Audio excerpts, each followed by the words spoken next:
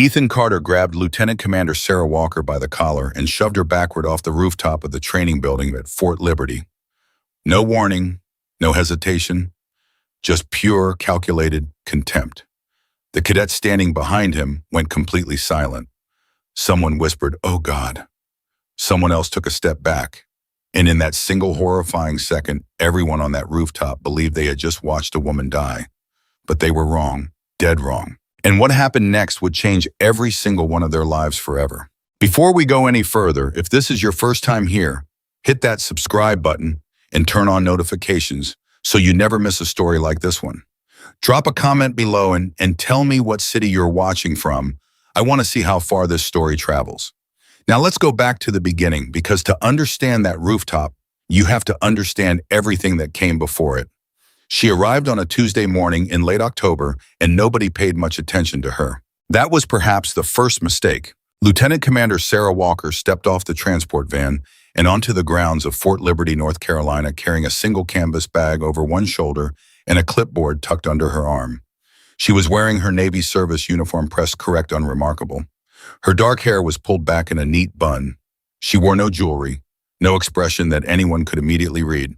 She was 39 years old, 5 feet 7 inches tall, and she moved through the morning air the way people move when they have spent a long time in places where drawing attention to yourself gets you killed. Nobody knew that part yet. The administrative officer who greeted her, a young Army lieutenant named Briggs, shook her hand professionally and offered to carry her bag. She declined politely without breaking stride.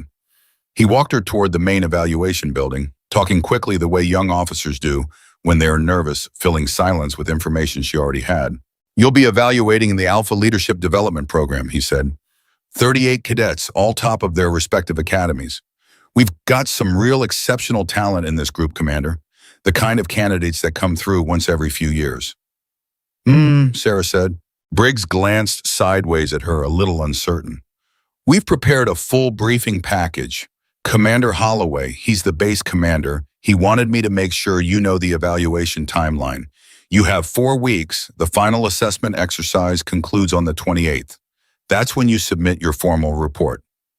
"I know the timeline," Sarah said. She said it without edge, without attitude, just as a fact, the way someone states the temperature outside.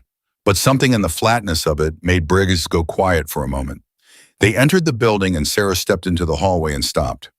Not because she was confused, because she was watching. Down the corridor, about 40 yards ahead, a group of cadets in physical training uniforms was moving between classrooms. They were loud in the way young men and women are loud when they know they're being watched. Voices slightly too elevated, laughter slightly too sharp, shoulders back a little further than natural. She recognized the performance immediately. She had seen it in a dozen different countries in a dozen different uniforms. The performance of people who believe they are the most important people in any room they walk into. She watched them for 11 seconds. Then she continued walking. Briggs, catching up behind her, said, "The Alpha Cadets have a classroom session at 0900. I can introduce you to the group if you'd like to make a statement, explain your role."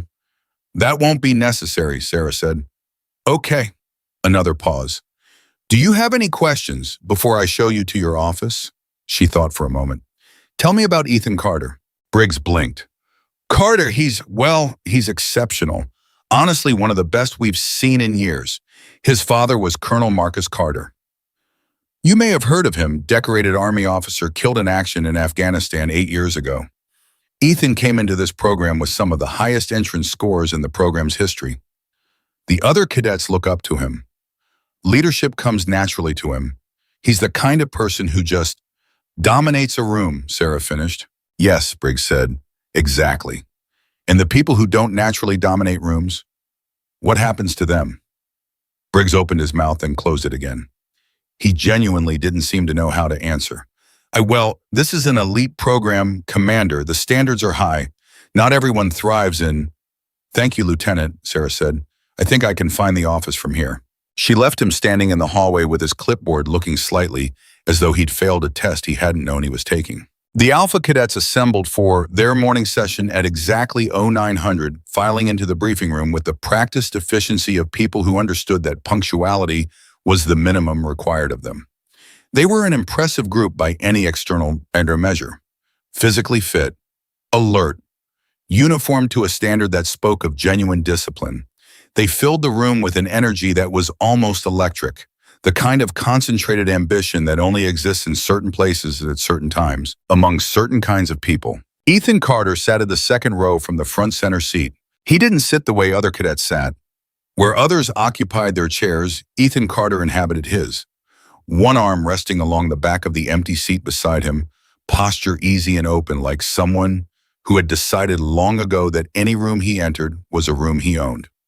He was 23 years old and looked exactly like what he was, the son of a legend, carrying that legacy on his shoulders with the confidence of someone who had never seriously questioned whether he deserved it. On his left sat Marcus Webb, his closest friend, thickly built, always laughing a half second after Ethan, like a mirror tuned to reflect whatever Ethan projected. On his right sat a cadet named Torres Sharper, looking more watchful but equally loyal to the orbit Ethan had built around himself. When the door opened and Sarah Walker entered the room, Ethan didn't even look up immediately. He was finishing a low-voiced comment to Webb that produced a short, suppressed laugh. Then he looked up. Sarah moved to the front of the room without speaking. She set her clipboard on the table, took a slow scan of the room. Not aggressive, not performative, just thorough. And then she stood there for a moment in complete silence, meeting no one's gaze in particular, and somehow meeting everyone's gaze at once. One of the other cadets, a young woman named Reyes, who sat near the back, sat up slightly straighter without knowing why. Then Ethan spoke. "Commander Walker." He said it pleasantly, sociably, the way someone addresses a new neighbor they've already decided is not a threat. "We were told we'd be getting an evaluator from the Navy side. Didn't expect." He paused. Let the pause do its work. "Well, here you are." Sarah looked at him. "Here I am, AIM," she said. "We've heard you're going to be observing the program for the next 4 weeks." "Correct. Any particular focus areas?" "I'll be observing everything," she said. Ethan smiled. It was a good smile, the kind of smile that had probably charmed teachers, coaches, commanding officers, and commanding officers' daughters without much difficulty. "Looking forward to it," he said. Sarah picked up her clipboard and made a note. Nobody in the room could see what the note said. Nobody asked. But something about the act of writing, the quiet, careful deliberateness of it, produced a ripple of unease across the front row that nobody could quite explain. Ethan noticed it. He didn't like it.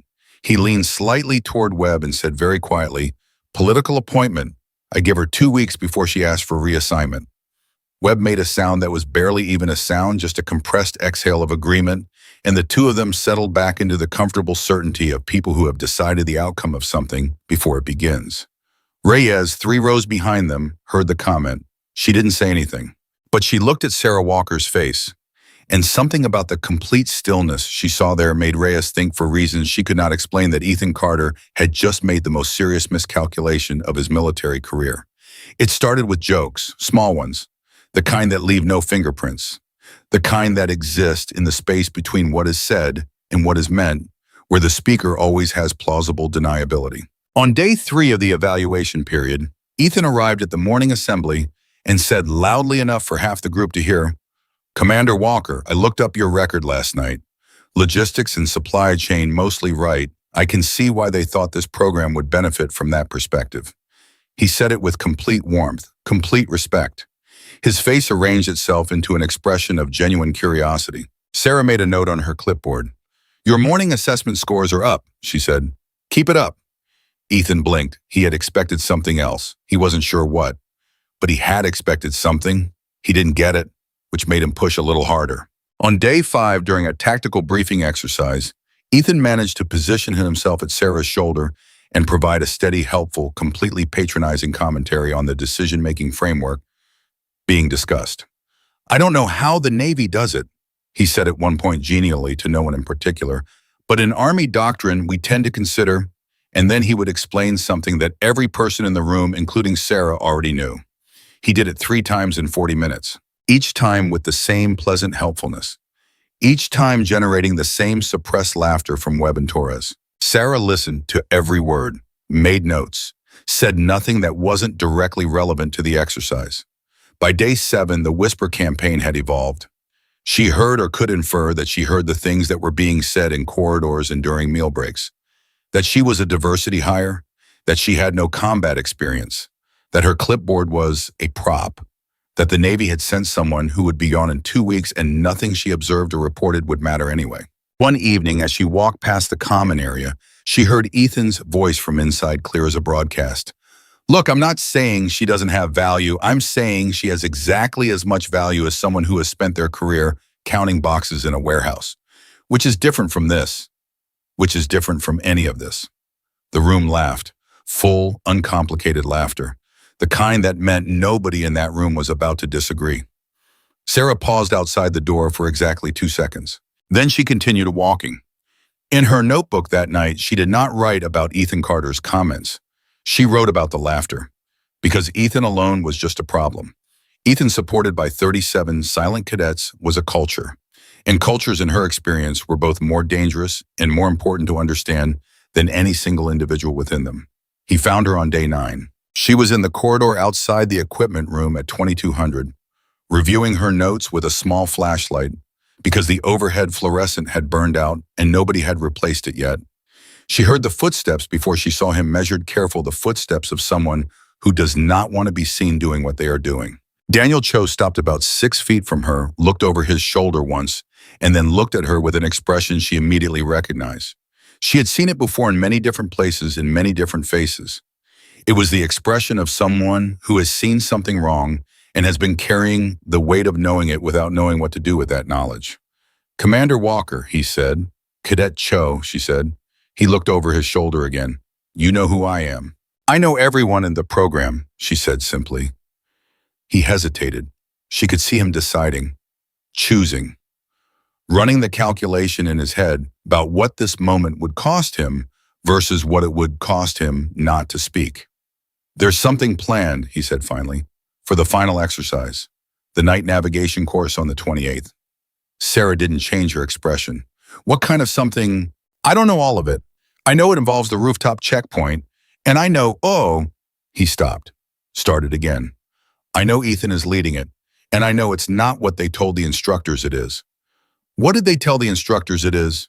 A demonstration of tactical positioning for the evaluation record, a way to look impressive in front of you on the final night. He said the last part with a slight bitterness that she noted. But when Ethan explained it to the inner group, he used different language. He said it was time to show the evaluator something she'd remember. He said she'd been walking around here for 3 weeks like she owned the place, and it was time to. Cho stopped. Time to what? Sarah asked. He said it was time to remind her of her place. Silence. Sarah looked at Daniel Cho for a long moment. He met her gaze and held it, which told her something important about him. Why are you telling me this? She asked. Because I grew up watching my father lead, he said, and what I'm watching in this program is not leadership.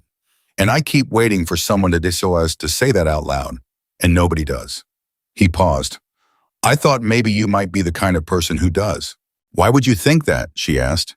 He glanced at her clipboard, at her uniform, at her face, and then he said something that surprised her. Because you've been here 9 days and you haven't once tried to make yourself look good. Everyone else in this building is performing something all the time. You're not performing anything.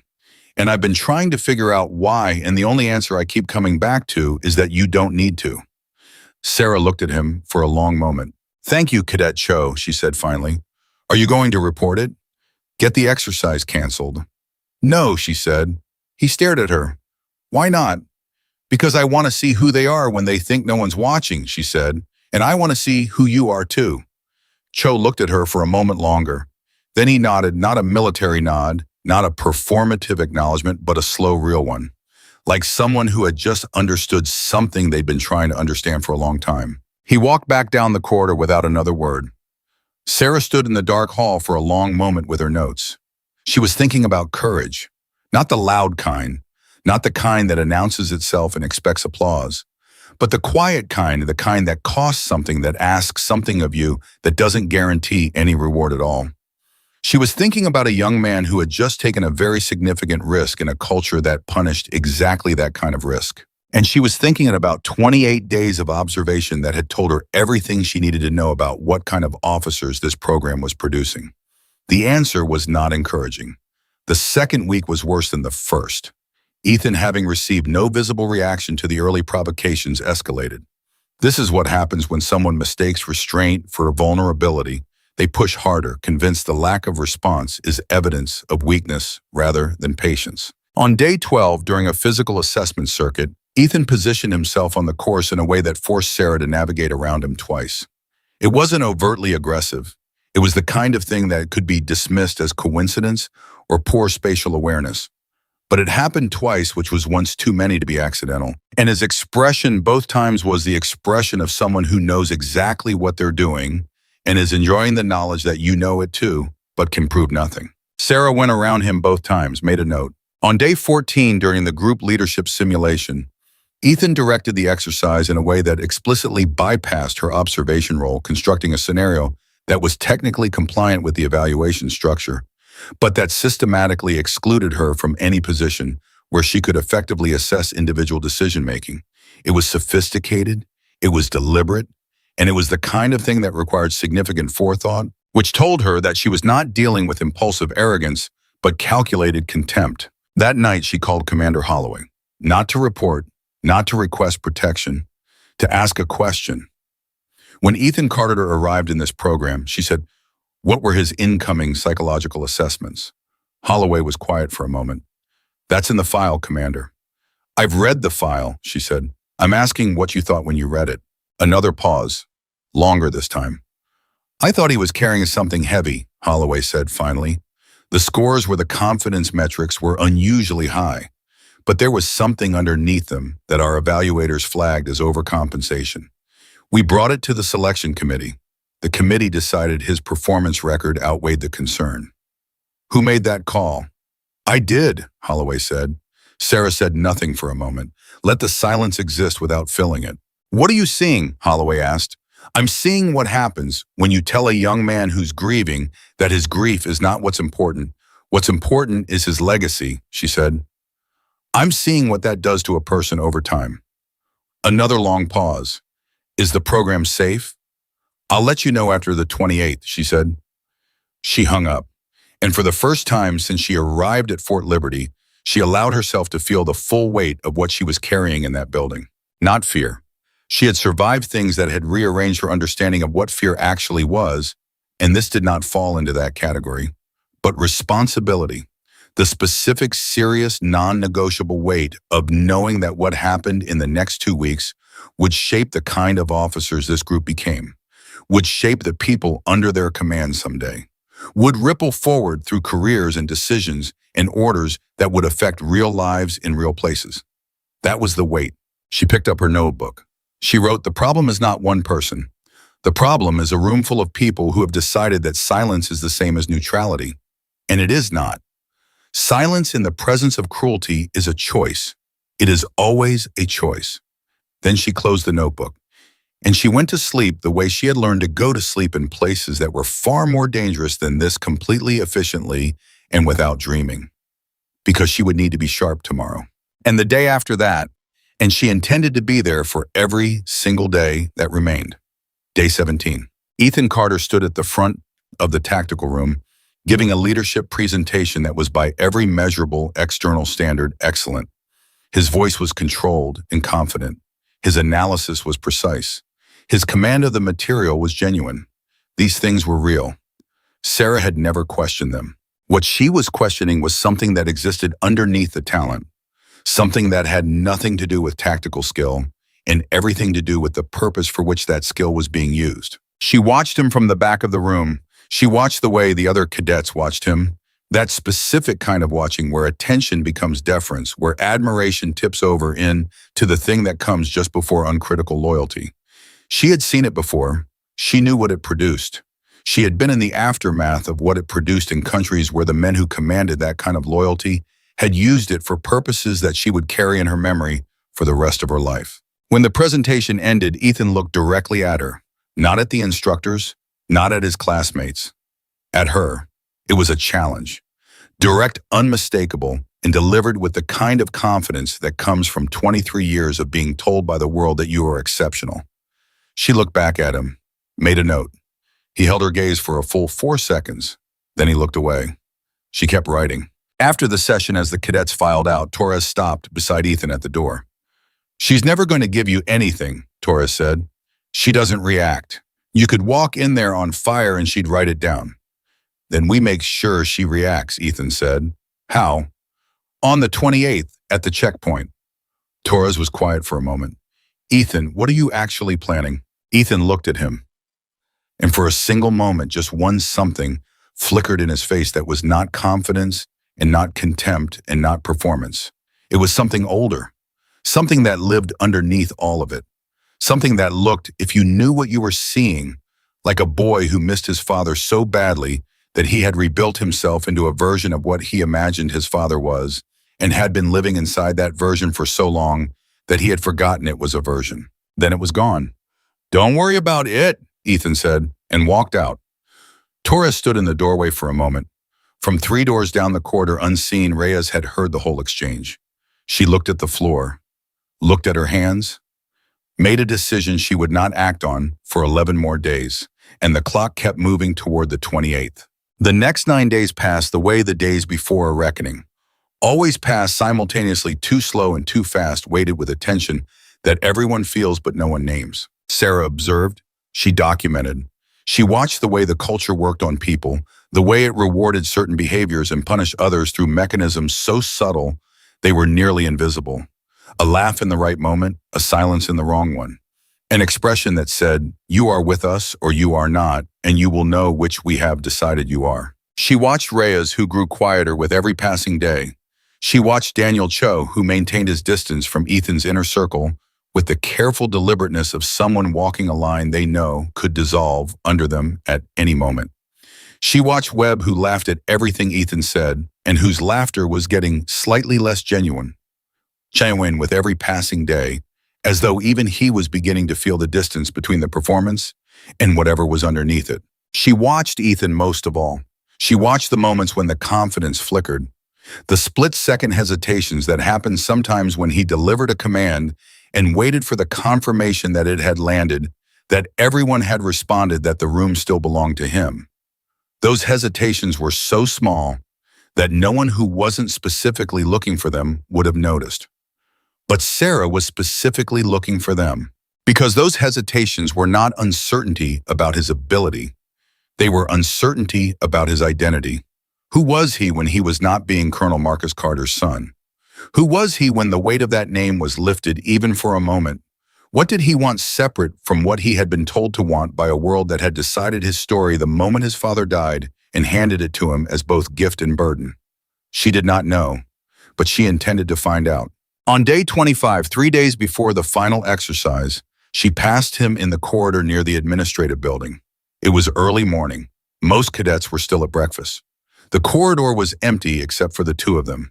He stopped when he saw her, just for a second. Then he arranged his expression and continued forward, and as they were about to pass each other, he said without slowing his stride, "3 more days, Commander." "3 more days," she agreed. They passed each other. He didn't look back.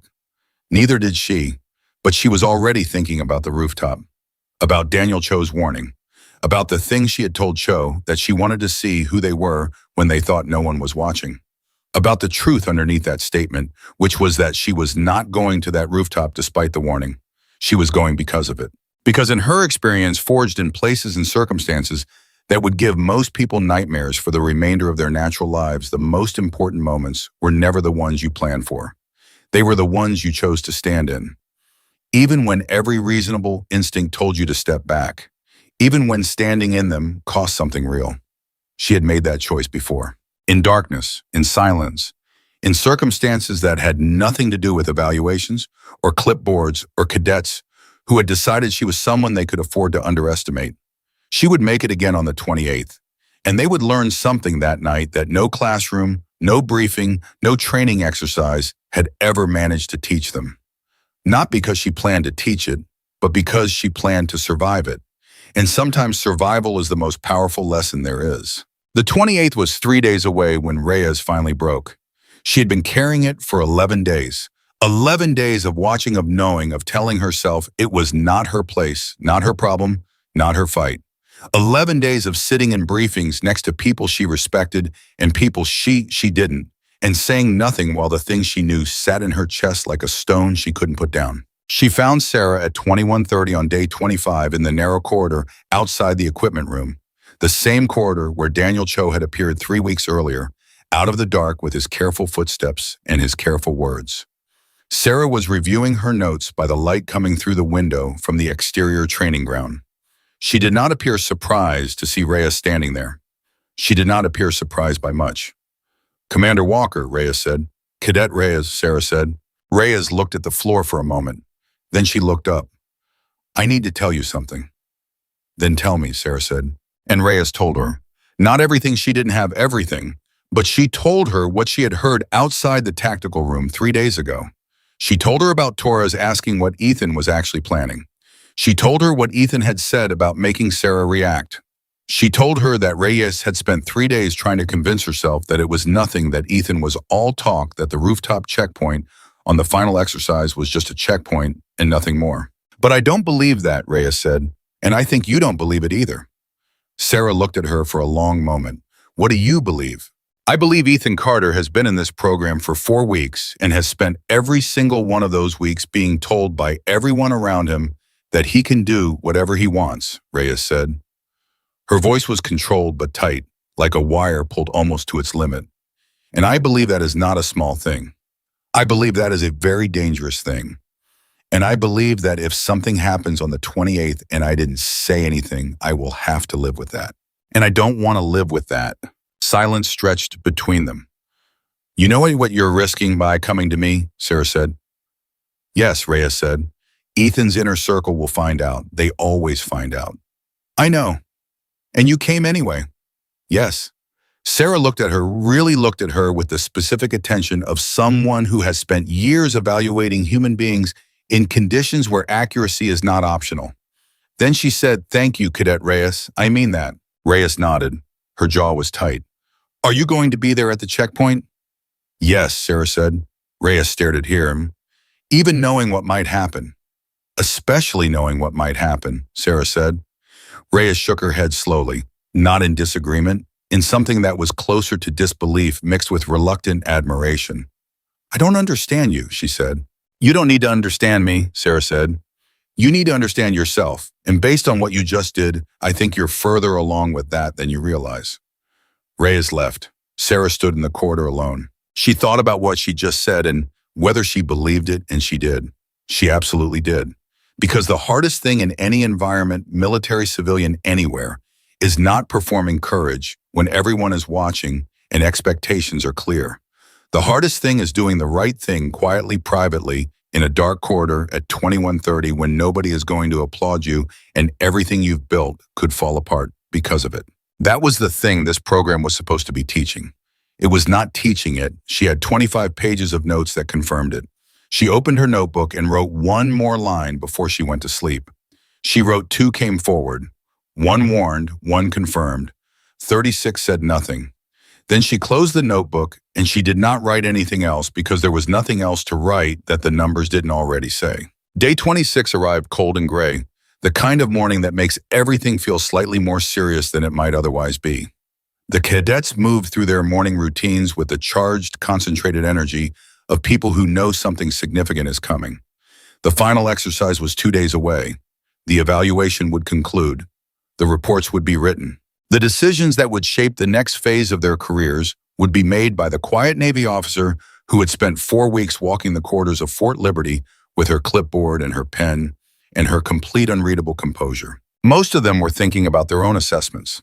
Most of them were running calculations about what she had seen, what she had noted, what impression they had made. Ethan Carter was not thinking about his assessment. Ethan Carter was thinking about the rooftop.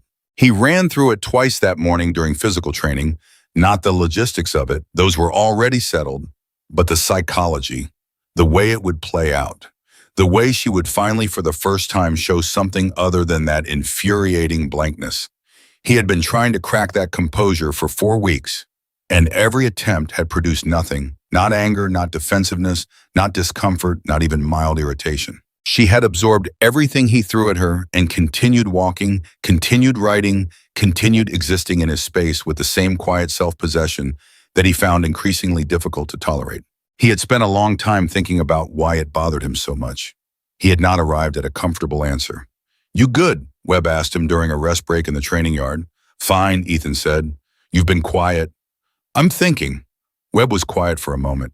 Then carefully, "Ethan, what exactly is happening on the 28th?" Ethan glanced at him sideways. "What do you mean you know the plan?" "I know what you told us. I'm asking what you actually intend." Ethan looked at him for a second with an expression that was not quite irritation and not quite something else. "I intend to make a point," he said. "That's all." "What kind of point?" "The kind that sticks," Ethan said, and ended the conversation by standing up and walking back to the training formation, and Webb watched him go with an expression that was a long way from the uncomplicated laughter it had worn for the first 3 weeks of the program. Something had shifted in Webb over the past week. Something small but real. The kind of shift that happens when you've been reflecting someone else's certainty for long enough that you start to notice the reflection doesn't match anything inside you. He didn't know what to do with that yet, but it was there. Torres noticed it too that afternoon during the tactical review session. He noticed that Webb laughed 2 seconds late at something Ethan said, and then stopped laughing before everyone else did. He noticed that Webb was watching Sarah Walker with an expression that was no longer contempt, or rather that had never been contempt in the pure form, but had been performing contempt in proximity to Ethan and was now quietly stopping the performance. Torres said nothing, but he thought about it all afternoon, and he thought about what he had asked Ethan 3 days ago. "What are you actually planning?" And about the way Ethan had said, "Don't worry about it," in the tone that meant the opposite of "don't worry about it." And he thought about the rooftop. And for the first time, he thought about what it would mean if something went actually, genuinely, irreversibly wrong. He did not go to Sarah Walker. He was not Daniel Cho or Reyes. He did not have that particular form of courage available to him on day 26. But he sat with the discomfort instead of dismissing it, which was more than he had been doing, and that was something. Day 26 ended. Day 27 arrived. Sarah spent the morning in her office reviewing everything she had documented over the past 27 days.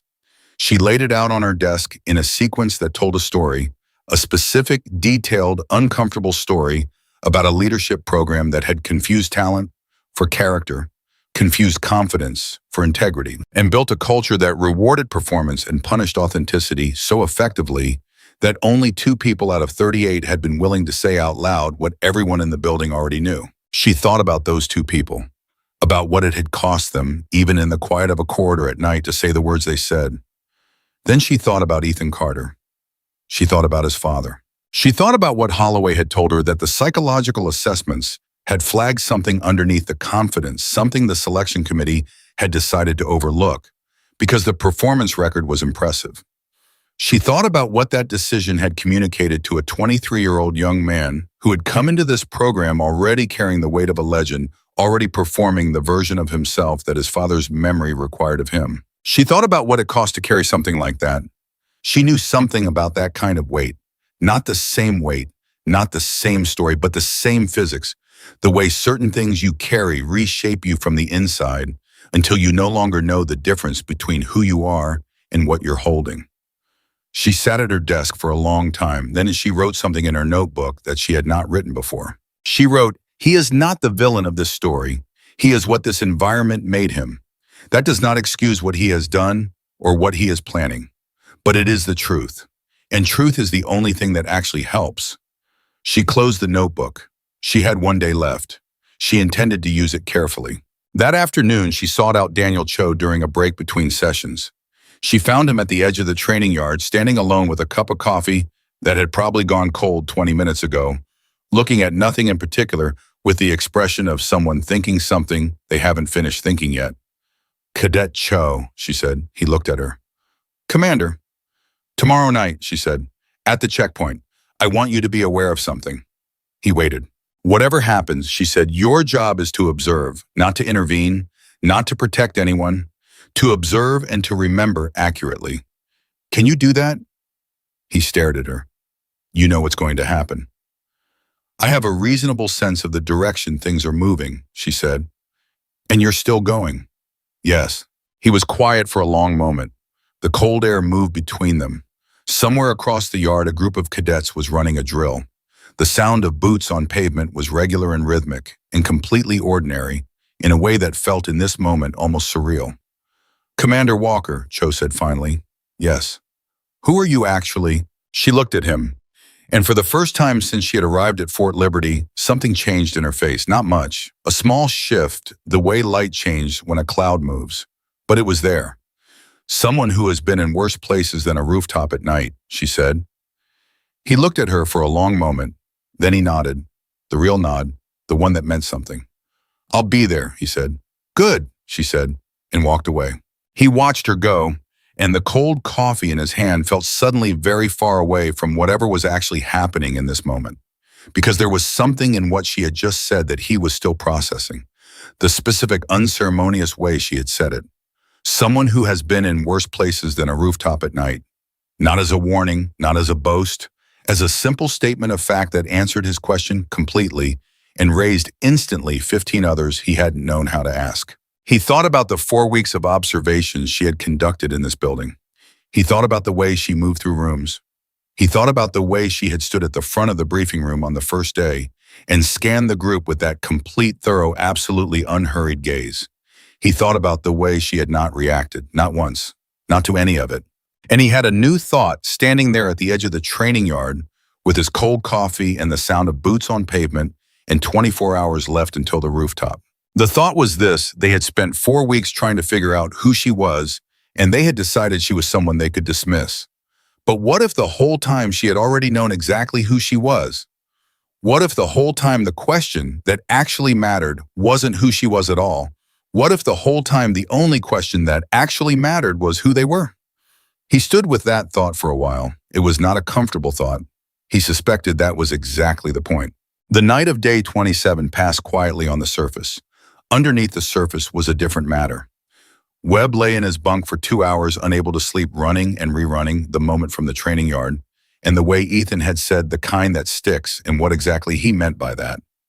Rhea sat at her desk for an hour with a blank page in front of her, writing nothing, thinking about the corridor, and Sarah Walker saying, especially knowing what might happen, and the certainty in her voice when she said it. Torres sat in the common room alone after everyone else had gone to bed, not reading the book open on the table in front of him, looking at the door. And Ethan Carter slept.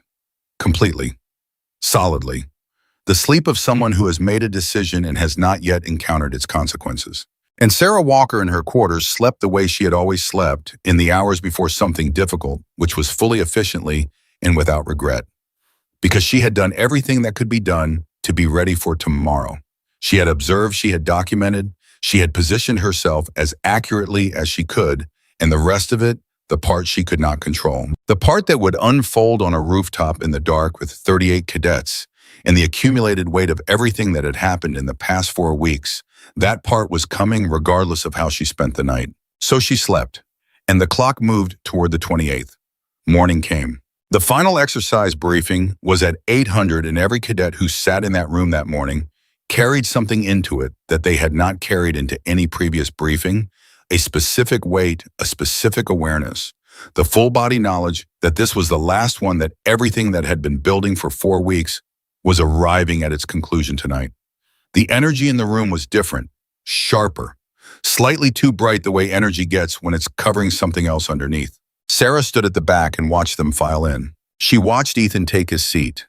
She watched the easy, familiar confidence arrange itself on his face, and she watched because she was looking for it, the single moment before the confidence fully settled, when his eyes were unguarded and his face was just his face, and she could see in it, briefly and clearly, how young he was, how genuinely significantly young, how much of what she had been watching for 4 weeks was not malice, but damage, the specific, understandable damage of a person who had been handed a role before they were ready for it, and had spent years making sure nobody found out they weren't. She looked at him for that single unguarded moment. Then the confidence finished settling, and he was Ethan Carter again, and the moment was gone. The briefing proceeded. The night navigation exercise was outlined. Checkpoint assignments were distributed. The rooftop checkpoint, Building C, 4 stories accessible by the north stairwell, was listed as the final evaluation point of the course to be completed between 2100 and 2300 hours. Commander Walker would be present at the checkpoint. Cadets would navigate to it independently and log their arrival for the evaluation record.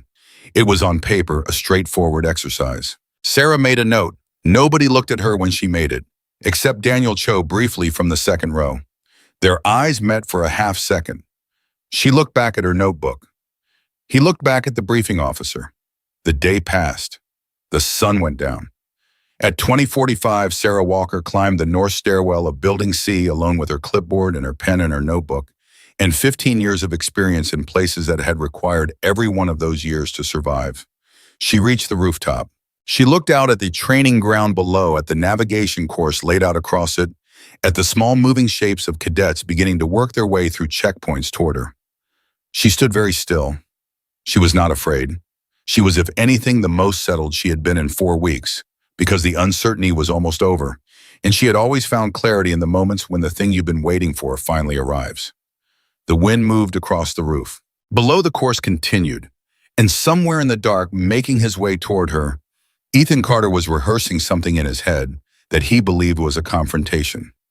He did not know yet that it was a reckoning, and he did not know, could not have known, from everything he had decided to believe about her, that the woman standing 4 stories above the training ground in the dark had survived things that made this rooftop look like a briefing room. But he was about to find out. The wind moved again. Sarah waited. The first cadets arrived at the rooftop checkpoint at 21:03.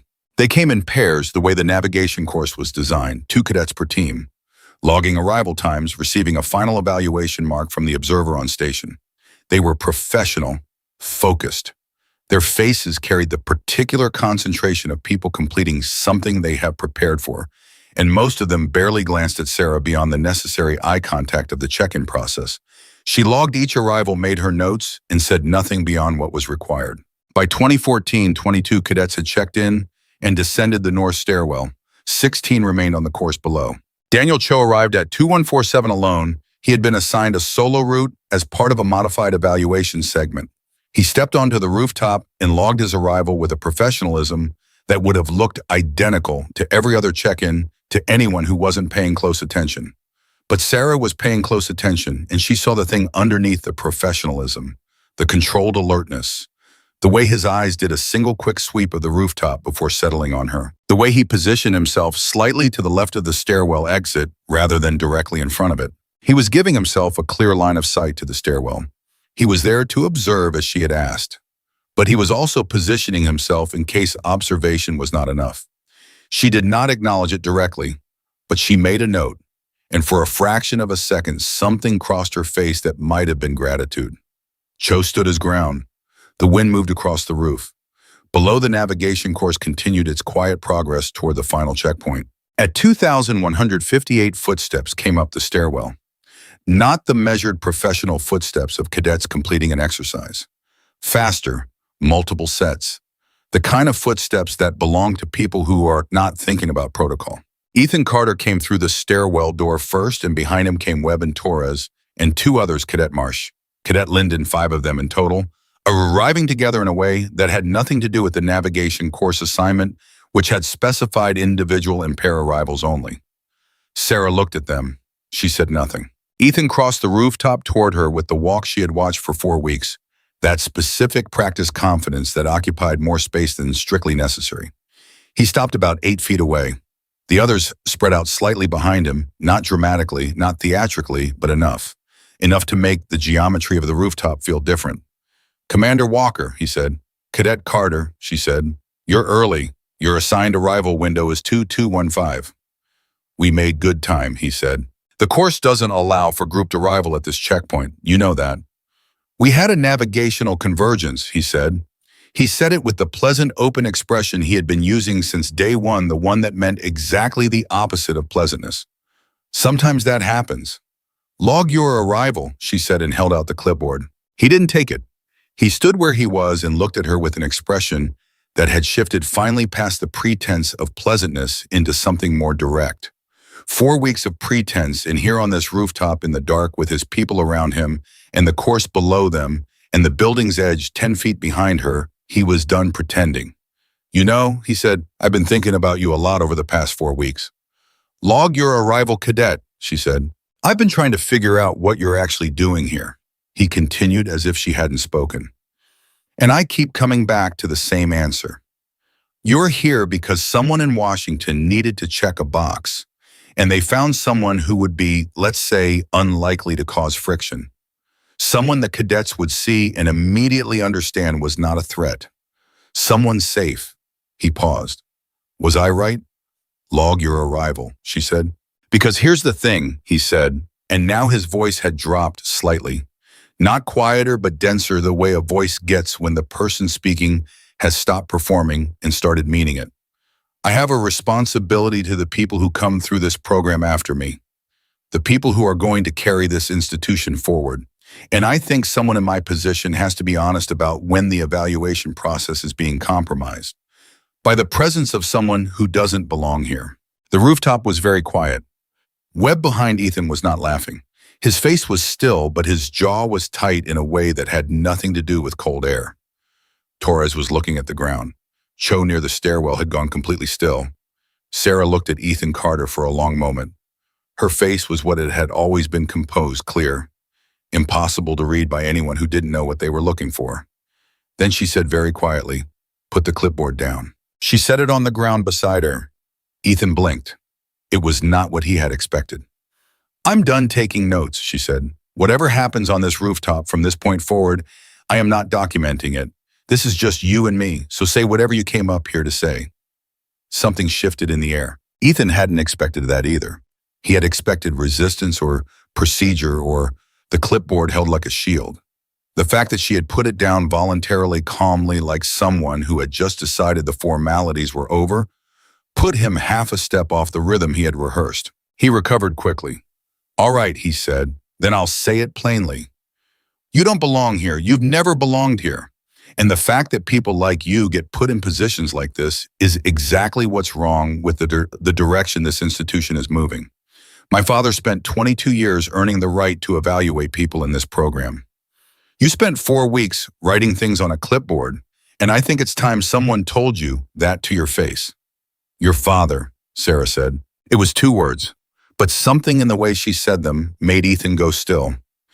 "Your father," she said again. And now her voice was different, not harder, not colder, but more precise, the way a surgical instrument is precise. "Tell me what you know about your father." "Don't," Ethan said. His voice had changed too. The density was still there, but something else had entered it. "What do you know about him?" she said. "Not the story, not the legacy, not the version that gets talked about at memorial services. What do you actually know about Marcus Carter, the man?" "Don't you talk about my father," Ethan said.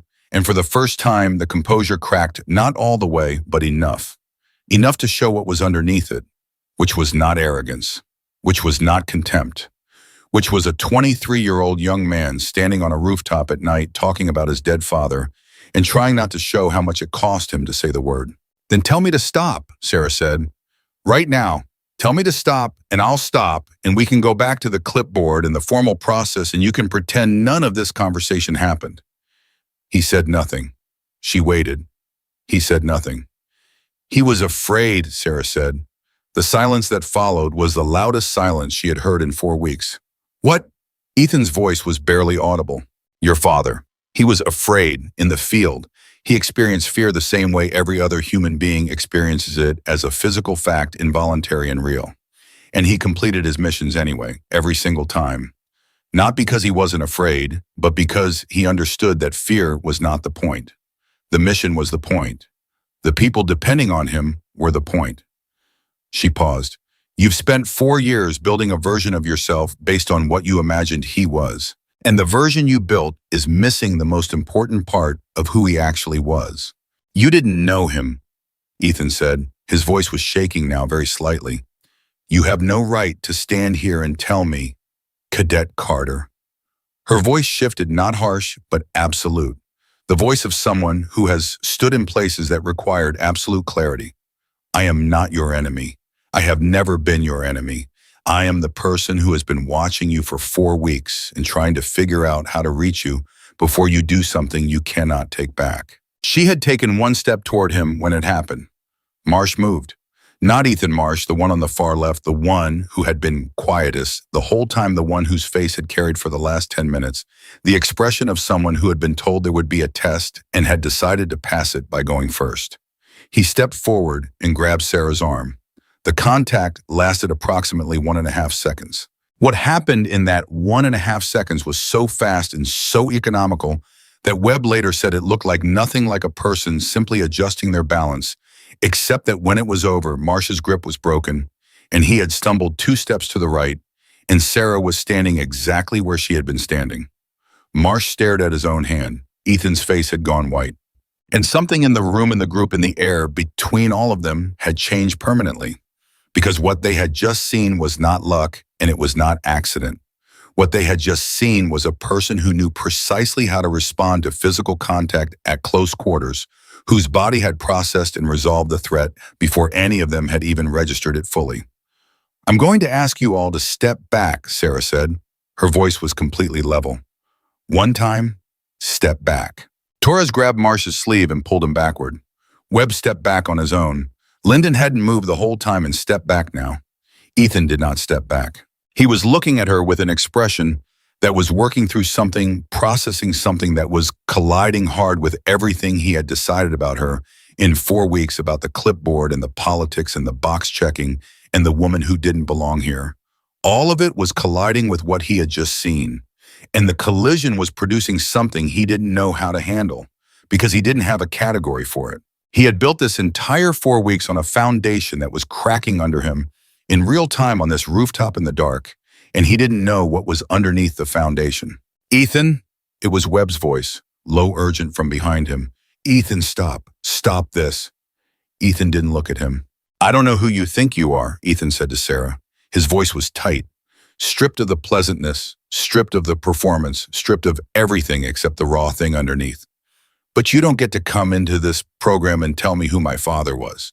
You don't get to come in here with your clipboard and your notes and your silence and act like you see something the rest of us don't.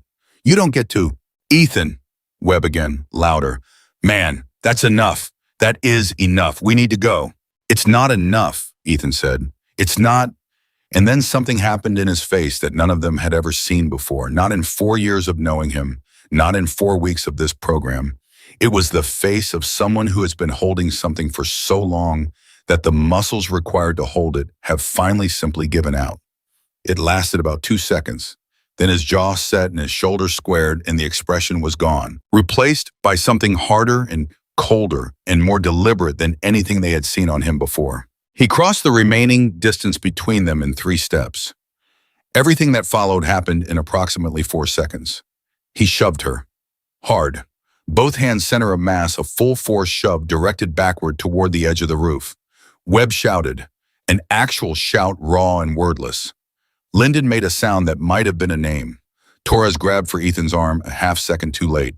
And Sarah Walker went backward over the edge of Building C 4 stories above the training ground at Fort Liberty, North Carolina, at 22:04 hours on the 28th of October. For 2 full seconds, nobody on that rooftop moved. Webb had both hands over his mouth. Lyndon was against the far wall, face gone gray. Torres was holding Ethan's arm with both hands, and Ethan was standing at the edge of the roof, looking down with an expression that had passed entirely beyond anything recognizable. Not triumph, not satisfaction, not even shock. Just blankness. The specific blankness of someone who has just done the thing they told themselves they would never actually do, and the reality of it has not yet arrived. "Oh God," Marcia said it. It was barely a sound. "Oh God, oh God, oh God." And then from below the edge of the roof, there was a sound, a very specific sound, the sound of hands hitting concrete. Every head on that rooftop snapped toward the edge. Sarah Walker's hands were gripping the outer ledge of the roof, both of them, locked, fingers white against the concrete forearms, braced body, hanging 4 stories above the ground with the absolute controlled stillness of someone who has not panicked, who is not panicking, who is in fact the calmest person connected to this building in this moment. "Pull her up," Webb said, already moving. "Pull her up, pull her." "Don't," Sarah's voice came from below the ledge. Clear, steady, not a request. Webb froze. "Step back," she said. "All of you, step back from the edge." Nobody moved. Step back, she said again in exactly the same voice, and something in the absolute evenness of it cut through the paralysis and they stepped back. Even Webb, even though every instinct he had was screaming in exactly the opposite direction. And then they watched. They watched Sarah Walker pull herself up, not scramble, not frantically haul herself in a panic. Pull herself up, arms working in a slow, deliberate sequence, shoulder muscles engaging in a way that spoke of thousands of repetitions in conditions far more difficult than this. Her chin cleared the ledge, then her chest. Then she swung one leg up and hooked it over the edge and rolled onto the roof in a single continuous motion and came up on one knee and then to her feet. She stood. The cadets stared at her. Cho near the stairwell had not moved the entire time. He was looking at her with an expression that was not surprise because somewhere in the calculation of who Sarah Walker was, he had held space for something like this. But that was nevertheless seeing something that redefined the frame he had been using. Sarah stood on the rooftop and looked at the 5 cadets in front of her. Her uniform was dusty. Her hair had come partially loose. She was breathing slightly harder than usual, not much, but enough to be visible. She looked at each of them in turn. Webb, Torres, Lyndon, Marsh, and finally Ethan, who had not moved since she had gone over the edge, who was still standing 2 feet from the drop, with Torres's hand on his arm and an expression on his face that was completely, absolutely unreadable. She reached up with her right hand. She pulled back her sleeve. On the inside of her right forearm, in the particular ink that does not fade the way other ink fades, was a tattoo that every person on that rooftop recognized immediately and without any possibility of error. The Navy SEAL trident, eagle, anchor, pistol, trident, the symbol that represents something so specific, so demanding, so genuinely uncompromising in what it requires of a person that every military service member in America and most civilians understands exactly what it means the moment they see it. Nobody said a word. The wind moved across the roof. Webb lowered his hands from his face very slowly. Lyndon made a sound that was not a word. Torres released Ethan's arm. And Ethan Carter looked at the tattoo on Sarah Walker's forearm, and something happened to his face that was in its own way the most significant thing that had happened on that rooftop tonight. Because it was not shock, it was not even the dawning horror of someone realizing what they have done. It was something older and deeper and more devastating than either of those things. It was recognition, the specific gut-level recognition of someone who has just understood that they have not been fighting a target. They have been fighting a mirror, and the reflection is not what they thought it was. His mouth opened. Nothing came out. Sarah lowered her sleeve. She looked at Ethan for a long time, the kind of long time that contains more than silence. Then she said, "Cadet Cho." Cho straightened from near the stairwell. "Commander? You are a witness to what occurred on this rooftop tonight. You will provide a full, accurate account when asked. You will not omit or alter anything you observed." "Yes, Commander," Cho said. His voice was steady, completely steady. She picked up her clipboard from the ground where she had placed it 40 minutes ago. She looked at Ethan one more time. And what she said next, the last thing she said before she walked toward the stairwell, was not what anyone expected her to say. It was not accusation. It was not condemnation. It was not the righteous anger of someone who has just survived something that should not have happened. "Your father would have pulled me back up," she said. And then she walked past him, past all of them, and into the stairwell. And her footsteps descended into the building with the same measured, unhurried rhythm as every other time she had walked down every other corridor into this building for 4 weeks. And the 5 cadets left on that rooftop stood in the dark and said nothing, because there was nothing to say. Because the thing she had said was not an accusation, it was the truth. And the truth in that moment was heavier than anything any of them had ever been asked to carry. Webb sat down on the rooftop, just sat down right where he was because his legs had decided that was what was happening.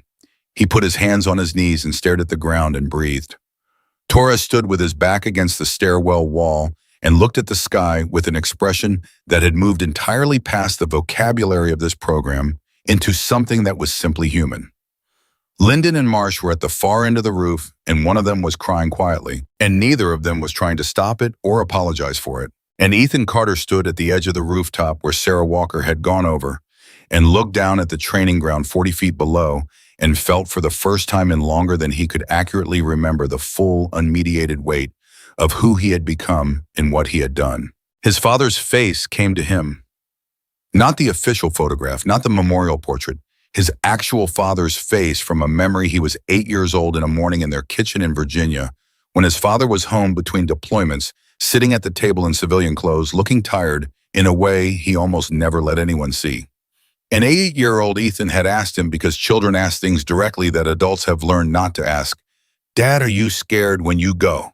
And his father had looked at him for a moment with that tired face and then said, "Every time, buddy, every single time."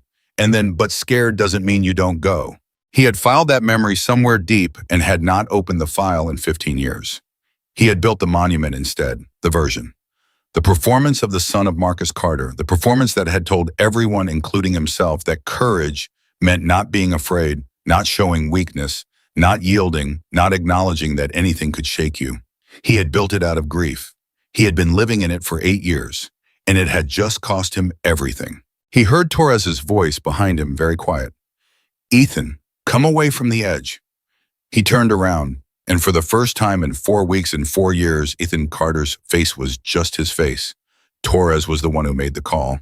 Not to a superior officer, not to the base commander, to the duty officer on watch at 22:19 hours from the stairwell, landing 2 floors below the rooftop, because his hands were shaking too badly to dial correctly on the first attempt, and he had to stop and press his back against the wall and breathe for 3 seconds before he could make his fingers work. "This is Cadet Torres Alpha Leadership Development Program," he said when the line picked up. "I need to report an incident at Building C Rooftop. It involves Commander Walker and several cadets from the program. It needs immediate command attention." He paused. "No, she's not injured, but it needs immediate command attention. Right now, tonight." He hung up. He stood in the stairwell for a moment with the phone in his hand and thought about the 15 ways he could have not made that call. The 15 versions of himself that existed in other timelines that had decided this was Ethan's mess, to clean up that no one had actually been seriously hurt, that Sarah Walker was already walking away, and maybe that meant it was over. Maybe that meant the night could just end and they could go back to their barracks and never speak about it, and it would eventually become just a thing that had happened that nobody discussed. He thought about all 15 of those versions of himself, and he was grateful in a way that went all the way down to something real that he was not any of them. He went back up the stairs. On the rooftop, nothing had moved. Webb was still sitting on the ground, though he had straightened slightly, the way people straighten when they are trying to reassemble themselves after something has come apart.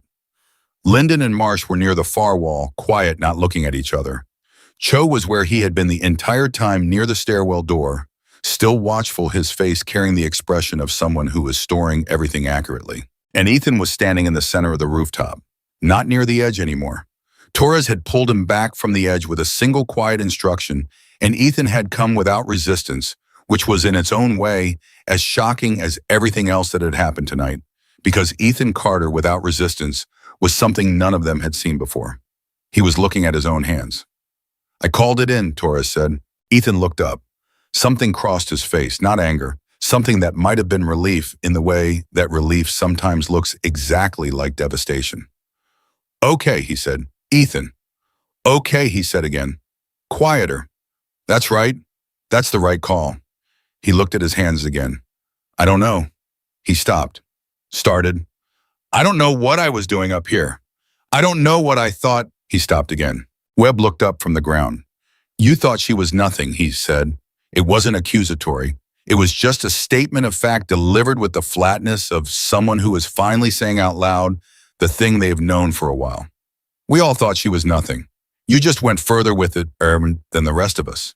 The silence that followed that statement was the most honest silence that had existed between these people in 4 weeks. Nobody argued with it. At 22:31, Commander Holloway arrived with 2 military police officers and the base JAG officer. They came through the Building C ground floor entrance and took the north stairwell, and when Holloway emerged onto the rooftop at 2233, he took in the 5 cadets and Daniel Cho with the careful sweeping assessment of someone who has spent 30 years learning to read what a room tells him before anyone opens their mouth. What the room told him was significant. "Where is Commander Walker?" he said. It was not a question. "She went down," Torres said. "She walked down after the incident, about 20 minutes ago." "What incident?" Holloway said. He already knew. Torres had told the duty officer enough. but he was asking because he wanted to hear it said out loud on record in front of everyone present. The silence stretched. I pushed her, Ethan said. His voice was flat, no performance, no management, just the statement stripped of everything except the fact of it. Holloway looked at him for a long time, long enough that Webb shifted uncomfortably, and even Torres, who had made the call and done the right thing, felt the weight of that gaze. She went over the edge, Ethan said. She caught the ledge. She pulled herself back up. He paused. I pushed her off a 4-story building. He said it again because apparently he felt it needed to be said twice, as though saying it once wasn't enough to make it real, to make it something he couldn't walk back from in his own head. I pushed her off a building. Holloway said nothing for a moment. His face was doing something complicated. Where is she now? He asked to the room generally. I don't know, Torres said. Holloway turned to one of the MPs. Find her. He turned back to the cadets. Nobody leaves this building tonight. All of you are restricted to the briefing room on the 2nd floor. Cadet Cho, you will remain separately. You are a witness and will be interviewed independently. Is that understood? A chorus of yes, sirs. Ethan said it too. Quiet. Correct. Without looking up, they filed into the stairwell. Holloway stood on the rooftop alone for a moment after they left. He walked to the edge and looked down at the training ground 40 feet below and stood there for 10 seconds doing exactly what the cadets had done 2 hours earlier, processing the mathematics of what had nearly happened tonight. Then he turned around and went down the stairs. Sarah was in her office. The MP found her there at 2241, sitting at her desk with her notebook open writing. She was still in her field uniform. Her hair was still partially loose. There was dust on her sleeve from the ledge. She looked up when the MP appeared in the doorway, and her expression was the same expression she had been wearing for 4 weeks, composed, clear, present. Commander Holloway would like to speak with you, ma'am, the MP said. Tell him I'll be there in 10 minutes, she said. She finished what she was writing, closed the notebook, and then in the quiet of her office, she allowed herself 30 seconds of something that was not quite emotion and not quite the absence of it, something in between the thing that exists in the space after a significant thing has happened and before the formal processes of responding to it begin. She had experienced it before, in debrief rooms in field hospitals, in the specific quiet of the hour after something that could have gone differently. She had survived, not just the physical fact of survival, the ledge, the grip, the pull, but the other kind, the thing she had come to Fort Liberty to accomplish, which was not to evaluate a program, or not only that, but to find the moment where the truth could be spoken and the people who needed to hear it were ready to hear it. She didn't know yet if it had worked, but she was still here. She went to meet Holloway. He was in the main briefing room alone, the MP having been asked to wait outside. When Sarah entered, Holloway stood, which was not required and which she registered without comment. She sat across from him and put her hands on the table and waited. Are you injured? He said. No, she said. Commander Walker. I'm not injured, she said. My palms are abraded from the ledge. Nothing that requires medical attention. He looked at her for a moment. He pushed you off a 4-story building. Yes, she said. And you're sitting here with abraded palms telling me you don't need medical attention. That is correct. Holloway exhaled through his nose. It was a sound that contained a significant amount of the last 4 weeks compressed into a single breath. The legal process begins tomorrow morning, he said. The evidence is, he stopped. The evidence is not in question. Cho's testimony. Torres's call the other cadets' accounts, which I will need formally. It will be thorough and it will be decisive. Carter and the others face serious consequences. You understand that. Yes, she said. I'm asking if you have concerns about that process. No, she said. The process should proceed. Good. He paused. I owe you an apology. She looked at him. I read the psychological flagging on Carter's intake assessment, and I overrode the committee's concern because his performance record was exceptional, Holloway said. That was my decision. And what happened on that rooftop tonight is in part the consequence of that decision. I want you to know that I understand that. Sarah was quiet for a moment. It's also the consequence of a program that has confused what leadership looks like with what leadership is, she said. That's a bigger problem than one intake decision. I know, he said. That's what your report is for. My report, she said, is going to be uncomfortable reading. I expected that, he said. I expected that from the moment you arrived. The way you walked through this building on day one told me you were going to write a report that nobody in command wanted to receive." He paused. "I authorized your evaluation anyway." "I know," she said. "I've been trying to understand why." "Because someone has to," he said simply. "Someone has to be willing to receive the uncomfortable report, or nothing changes." Sarah looked at him for a long moment, and something shifted very slightly in her face. Not much, but something. "10 minutes," she said. "Before I came in here, I asked for 10 minutes. "I know," he said. "I was finishing my notes on the rooftop incident," she said. "But I was also," she paused, which was notable because Sarah Walker did not pause. "I was thinking about Ethan Carter, and whether what happened tonight was the worst possible outcome, or whether it was in some way I can't fully articulate the moment this had to arrive at before anything could actually change." Holloway looked at her steadily. "And what did you conclude?" "That both things can be true simultaneously," she said. "That it can be a serious incident with serious consequences and also the beginning of something real. The two aren't mutually exclusive." He nodded slowly. "What do you need from me for the legal process?" "Access to Carter," she said, "before the formal proceedings begin. One meeting, private." He stared at her. "Commander, I'm not asking to influence the outcome," she said. "The outcome is what it is. I'm asking for one conversation, because there is something I need to tell him that I cannot tell him once the formal process has begun, and if I don't tell him now, he will go through everything that follows without understanding something that he needs to understand." Holloway was quiet for a long time. Outside in the corridor, the building settled around them with the particular sounds of a building at night, the ventilation system, the distant footsteps of the MPS, the ordinary indifferent sounds of a place that continues existing regardless of the extraordinary things that happen inside it. "Tomorrow morning," Holloway said finally, 700 hours, before the formal interviews begin, you have 30 minutes. "Thank you," she said. She stood. "Commander Walker," Holloway said. She stopped. "You know what the trident means," he said. "I know what it means. Every person in this building knows what it means. And I want to know, and you don't have to answer this, how long you are going to let them believe what they believed about you before tonight." She considered the question with the same careful attention she had given everything in this building for 4 weeks. "As long as it took," she said. "The tattoo was never the point. Who they were when they thought I had nothing, that was the point." She left. Holloway sat alone in the briefing room for a while. He thought about that answer for a long time. At 0158, the building had gone quiet in the particular way of a building holding consequences. The cadets were in the second-floor briefing room under restriction. Cho had given his preliminary account to the duty officer. Torres and Webb had been interviewed separately, and briefly, full formal interviews would come with daylight.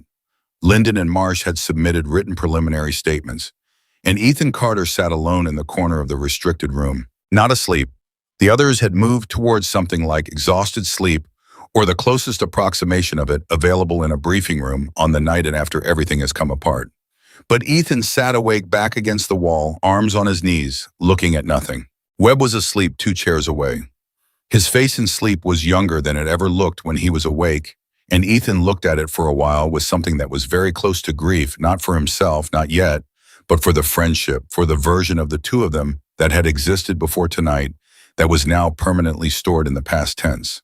Torres had fallen asleep sitting up, chin on his chest, and had at some point in the last hour placed his written statement face down on the table, as though he didn't want to look at his own handwriting. Ethan looked at his hands again. He had been looking at his hands a lot since the rooftop. There was nothing visible on them. No marks, no evidence. They looked exactly the same as they always had. He found that strange and disturbing in a way he couldn't fully articulate. He thought about the tattoo. He had recognized it instantly and completely, and the recognition had been in the physiological sense violent, a full-body jolt of something that had rearranged every assumption he'd made in 4 weeks in a single second. The Navy SEAL trident. On the forearm of the woman he had spent 4 weeks publicly dismissing as a political appointment, a box checking, a person without substance or history, or the right to occupy the space she occupied. He thought about what the trident required. He knew. Every military cadet knew. The training, the attrition rate, the standard that had broken people who were by any external measure extraordinary.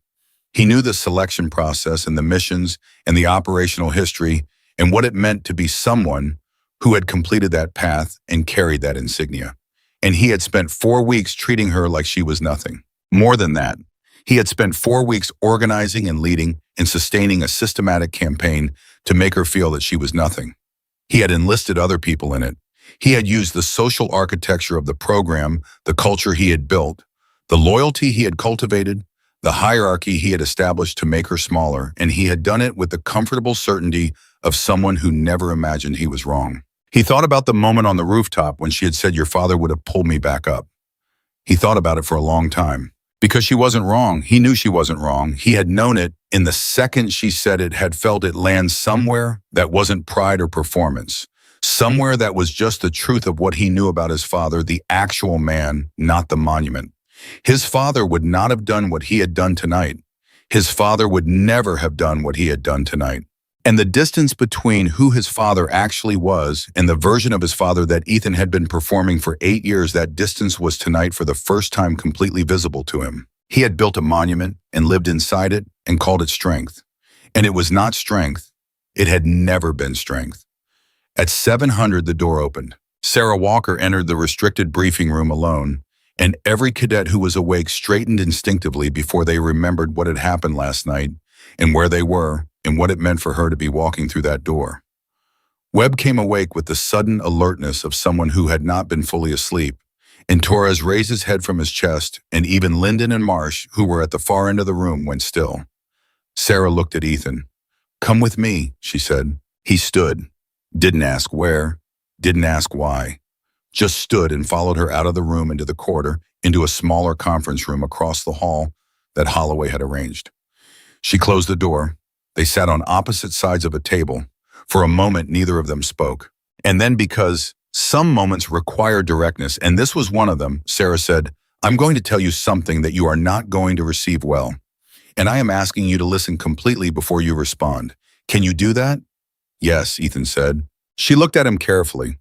His face was exhausted in a specific way, not just sleep-deprived, but the exhaustion of someone who has been holding a significant weight and has just set it down for the first time and discovered that the holding of it had cost more than they realized. "I was on active operational status for 11 years, she said. 8 of those years in theater. 4 combat deployments. The last 2 were classified at a level that means I cannot discuss the specifics and will not." She paused. "In year 7, I was assigned to a monitoring role during a joint operation in eastern Afghanistan. It was a compound extraction, I can tell you that much. 3-day operation. The commanding officer was an Army officer with a record that was, by any measurement, exceptional." Ethan's breath changed, almost imperceptibly, but she heard it. "His call sign was Rampart," she said. "I never met him.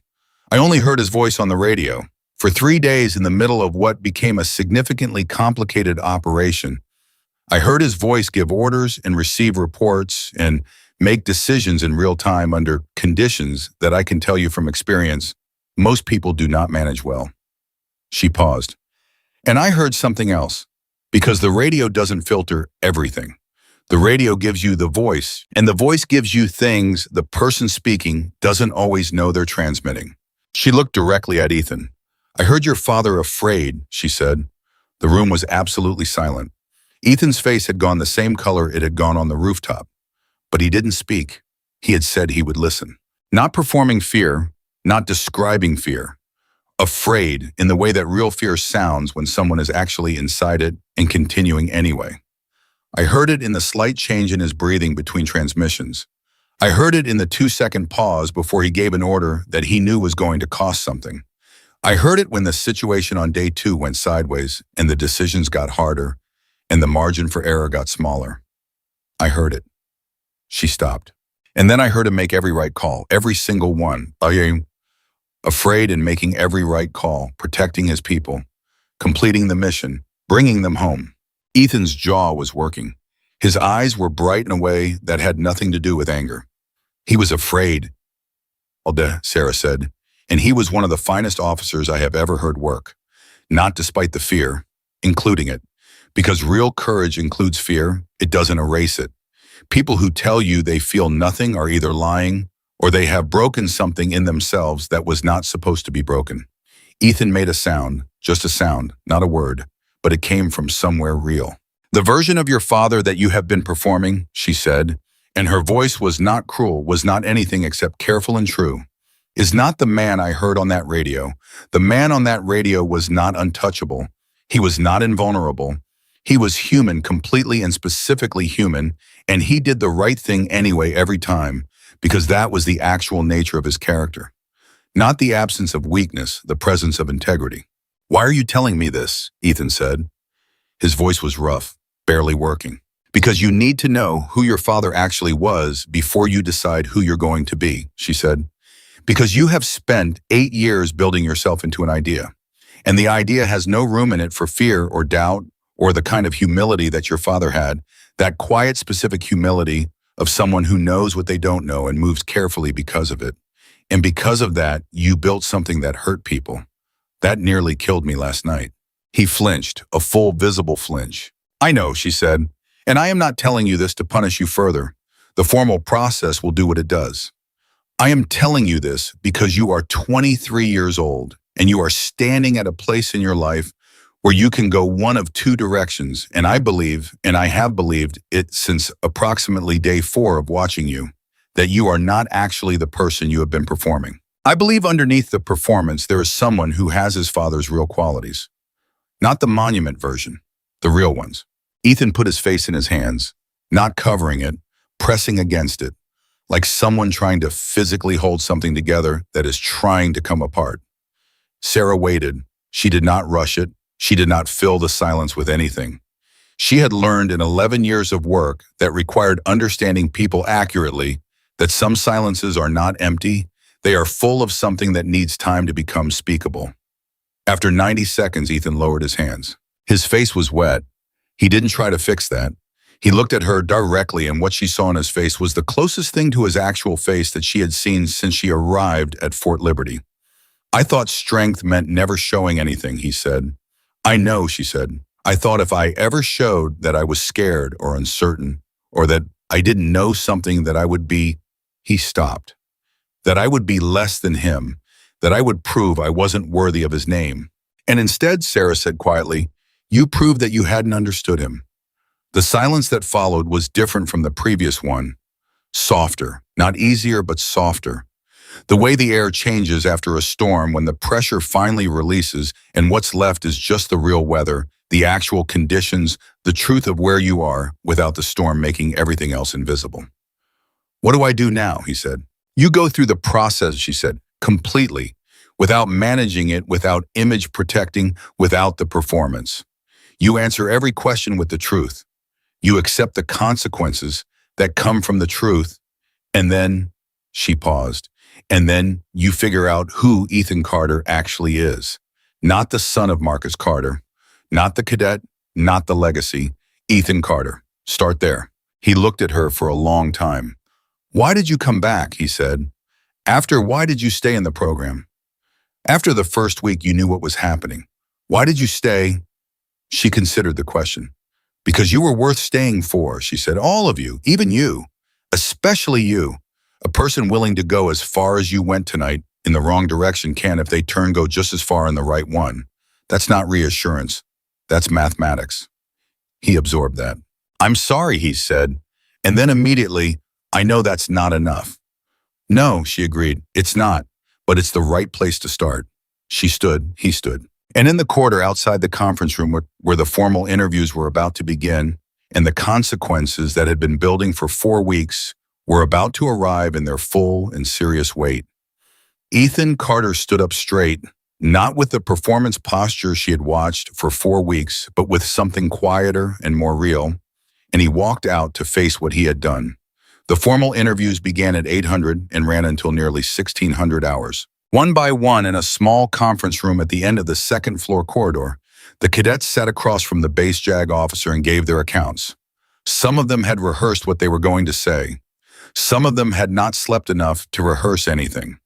All of them told the truth, which was in its own way the first genuinely significant thing this group had done together. Torres went first because he had made the call the night before, and the JAG officer wanted his account while it was freshest. He sat down and put his hands flat on the table and said, "I'll tell you everything." And he did, every detail. The planning conversations he had heard, the way the rooftop arrival had been coordinated, the moment Marsh moved and what happened when he did. The shove, the edge, the hands on the ledge, the pull, the tattoo. He said all of it without managing any of it, without softening any of it, without protecting anyone, including himself. And when he was done, the JAG officer looked at him for a moment and said, "Thank you, Cadet Torres." And Torres nodded and stood up and felt for the first time since he had stood on that rooftop and watched Ethan cross the distance in 3 steps, like he could breathe at full capacity. Webb went second. He sat down and immediately said, "I laughed. For 4 weeks I stood next to him and I laughed at everything he said about her, and I never once pushed back, and I need that in the record, because what happened on that rooftop didn't start on that rooftop, and everyone in this program knows it." The JAG officer wrote for a long time after Webb said that. Marsh and Linden gave their accounts. Separate, consistent, complete. Cho gave his at noon, and his account was the most detailed of all of them, not because he had seen more than the others, but because he had been specifically, deliberately observing, and his memory was structured with the precision of someone who had made a commitment to accuracy before the night began. When he finished, the JAG officer set down her pen and said, "Cadet Cho, I want to note for the record that your decision to position yourself as a witness at personal and professional risk was significant. It will be reflected in my report." Cho said thank you and meant it, but what he was actually thinking about was Sarah Walker standing in a dark corridor on day 9 saying, "I want to see who you are when you think no one's watching." He had been answering that question for 4 weeks. He was still answering it now. Ethan went last. He sat down at 14:23 hours, and the JAG officer looked at him with a professional neutrality that contained underneath it a very human awareness of who she was looking at and what she was about to hear. "Cadet Carter," she said, "before we begin, I want to be clear about the nature of this interview. You have the right to have legal counsel present. Do you wish to exercise that right?" "No," Ethan said. "Do you understand that this interview is being recorded?" "Yes." "Do you wish to make any preliminary statement before I begin my questions?" He was quiet for a moment. She waited, pen ready, the recorder running. "I planned it," he said. "I want that to be the first thing in the record. What happened on that rooftop was not spontaneous, and it was not something that happened in the heat of an argument. I planned a confrontation, and I recruited other cadets into it, and I used the final exercise as cover to execute it. That is the truth, and I want it stated clearly at the beginning, because everything else that follows should be understood in that context." The JAG officer wrote for a long time. Then she looked up. "Thank you, Cadet Carter," she said. "Then let's begin." He answered every question, all of it. The first day and the jokes and the whispering campaign and the deliberate positioning during physical training and the tactical briefing, manipulation, and the rooftop plan, and the moment Marsh moved, and the 3 steps and the shove. He answered it without euphemism and without the particular kind of legal language that defense instinct reaches for when someone is facing consequences. He answered it the way Sarah had asked him to answer it in the conference room that morning, without managing it. It took 47 minutes. When it was over, he stood, and the JAG officer stood, and she said, "The findings of this investigation will be submitted to the base commander within 72 hours. You will be notified of next steps through your assigned officer." "Yes, ma'am," he said. He walked out. In the corridor outside, Torres was waiting. Not officially, he didn't have any formal reason to be there. He was just there standing against the wall with his arms crossed, and when Ethan came out, Torres looked at him and said, "How'd it go?" "I told them everything," Ethan said. Torres nodded. "Me too." They stood in the corridor for a moment, the two of them, with everything that had existed between them before last night and everything that existed between them now, which was different in every important way, and also underneath the difference, something that might survive if they let it. "We're probably done," Torres said. "Not as a complaint, as a fact." "Probably," Ethan agreed. "In the program, I mean. Career-wise, I don't know. Depends on a lot of things." "Yeah." Another silence. Then Torres said, "What she said to you this morning in the conference room, you don't have to tell me, but are you okay?" Ethan thought about the question with genuine care. Which was new, which was the kind of thing he had not done before last night, applied genuine care to the question of how he actually was, as opposed to how he was performing. "Not yet," he said, "but I think maybe eventually." Torres nodded. That was enough. The 72 hours that followed were the most formally consequential 72 hours in the history of the Alpha Leadership Development Program at Fort Liberty, North Carolina. The JAG report was submitted at 1100 on the morning of the 31st. Commander Holloway read it in his office with the door closed, which he did not usually require. It took him 40 minutes to read a document that most people would have read in 20, because he stopped twice once at the section detailing the organized nature of the campaign against Sarah Walker over the preceding 4 weeks, and once at the section containing Ethan Carter's verbatim opening statement at the interview, and sat with what he was reading in the way that some documents require. The findings were unambiguous. The consequences were serious. Ethan Carter faced potential dismissal from the program, suspension of his officer candidacy evaluation, and referral for further military disciplinary proceedings. Marsh faced similar exposure. Webb, Torres, and Linden, whose involvement had been participatory rather than physically instrumental, and who had subsequently cooperated fully and immediately faced formal reprimand and evaluation review. The distinction between those two categories was significant, and the JAG report made it clearly. Holloway submitted the findings to the appropriate chain of command the same afternoon. Then he called Sarah. She was in her office writing. She was always writing. He had come to understand over the past month that the writing was not data collection. It was the way she processed, the way she organized the world into something she could act on. The clipboard was not a prop. It was the external expression of a mind that did not stop working. "The report has been submitted," he said when she picked up. "I know," she said. "I received a copy." "Your own report," he said. "On the program. I'd like to know your timeline." 48 hours, she said. He was quiet for a moment. "Commander Walker, I want to ask you something directly, and I'd like a direct answer." "Go ahead." "When you came to this program," he said, "did you know this was going to happen? Not the specific incident, but something like it. Did you come here knowing you were going to have to walk into something serious?" She was quiet for a moment. "I came here knowing this program had a problem," she said. "I came here knowing the problem was cultural rather than individual. I came here knowing that cultural problems require specific conditions to become visible, that they don't reveal themselves in briefings or assessments. They reveal themselves in the spaces between those things, in the corridors at night, in the way people behave when they believe the evaluation is over." She paused. "So yes, I knew something would happen. I didn't know the form it would take. And you went to the rooftop anyway." "I went to the rooftop anyway." Another silence. "That took courage," Holloway said. "That took calculation," she said. The courage part was everything else. She submitted her report 43 hours later at 06:30 on the 2nd of November. It was 31 pages. It covered the cultural dynamics of the program in a depth and specificity that reflected 4 weeks of documentation that had never been about a single cadet or a single incident. It covered the reward structures that incentivize performance over integrity. It covered the punishment mechanisms and visible social consistent that had produced 36 silent cadets when 2 were needed. It covered the specific failure mode of leadership programs that mistake confidence for character and talent for virtue. It made 11 specific recommendations. Some of them were about structure changes to assessment criteria, changes to evaluation design.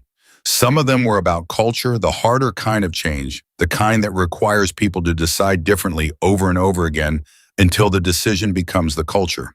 And some of them were about a single thing that she returned to repeatedly throughout the document in different forms and from different angles, because it was the thing she had come to believe was the most important and the most neglected element of everything she had observed. The thing was, this leadership without humility is not leadership. It is power. And power in the hands of someone who has confused it with leadership is one of the most dangerous things an institution can produce. She printed the report and put it on Holloway's desk herself. He read it that morning. By afternoon, it had been forwarded to the training command leadership.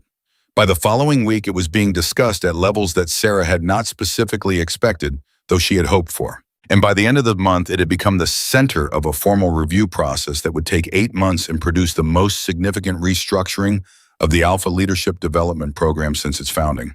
But all of that was later. All of that was the long wave that follows the thing that drops into the water.